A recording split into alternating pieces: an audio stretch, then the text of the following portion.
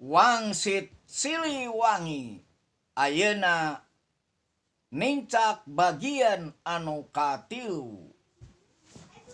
Laju bubuntut salah nu ngatur, panarat ngabelit dina cacadan, dan nu ngawulukuna lain tukang tani, nya karuhan tara THP, sakembang kapas hapa buahna, buah pare loba nu teu asup kana aseupan, dabongan anu ngebokna tukang bohong, tani ngan tukang jangji, nu palinter loba teuing, da pinterna kabalinger. Didinya datang budak jagoan, datangna sajambang hideung, nyoren kaneron butut, ngageingkeun anu keur sasar, ngelingan anu keur poho tapi henteu diwaro, da pinterna kabalinger, harayang menang sorangan. Sanyana teu areungeuh, langit geus semu beureum, haseup ngebul tina pirunana boro-boro dek ngawaro. Samalah mah budak janggotan ku arinyana ditarewak, diasupkeun kana pangberokan. Laju inyana ngawut-ngawut dapur, majarkeun teh neangan musuh, arinyana nyiar-nyiar pimusuheun, sabab arinyana bakal nyaram, pajajaran didongengkeun, sabab sarieun kanyarahoan, sainyana anu jadi gara-gara, sagala jadi dongdonan, buta-buta anu baruta mingkin hareup, mingkin bedegong, ngaleuwihan kebo bule. Arinyana henteu nyaho yen harita teh geus asup kana zaman sato, zaman manusia di kawasaan sato. Jayana buta-buta henteu pati lila, bongan kacarita teuing yang sarasomahna, somah anu ngarep-ngarep caringin rentas di alun-alun. Buta-buta bakal jadi wadah pamolahna sorangan, engke lamun geus tembong budak angon.